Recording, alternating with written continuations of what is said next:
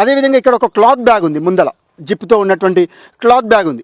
So ఈ cloth bag మీరు ఇప్పటివరకు వినూత్నమైనటువంటి, ఇప్పటి వరకు నేను ఒక 2 లక్షలకు పైగా, సుమారుగా 2 నుంచి 3 లక్షల సంచులు జనరల్గా ఎవరి చేతిలో ప్లాస్టిక్ కవర్ కనపడితే ఆ కవర్ తీసుకొని వాళ్ళకి ఒక సంచి బహుమానంగా ఇస్తూ ఉంటారు.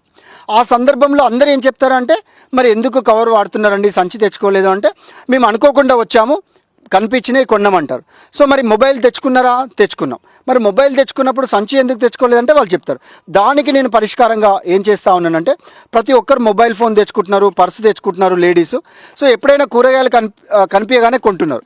అప్పుడు నేను ఈ పర్సులో ఏం చేశాను అంటే, సో ఈ జిప్ ఇలా ఓపెన్ చేస్తే వాళ్ళు ఇలా సంచిలాగా ఓపెన్ అయ్యి దాంట్లో కూరగాయలు తీసుకొని వాళ్ళు వెళ్ళిపోవచ్చు. అంటే మళ్ళీ ఇంటికి వెళ్ళగానే కూరగాయలు తీసి మనం అక్కడ పెడతాం, మళ్ళీ మొబైల్ ఫోన్ తీసుకుంటాం, పైసలు తీసుకుంటాం, మళ్ళీ బయటికి వెళ్ళేటప్పుడు యాజ్ యూజువల్గా ఏం తెలియనట్టుగా మామూలుగా పర్సు పట్టుకొని వాళ్ళు బయటికి బయలుదేరుతారు. ఏదైనా కొనాలి అనిపించినప్పుడు ఉదాహరణకి అప్పుడు ఏం చేస్తారు, ఓపెన్ చేసి మళ్ళీ కొనుక్కుంటారు. అంటే ఈ రకమైనటువంటి ఇన్నోవేషన్స్ మన సమాజానికి కావాలి.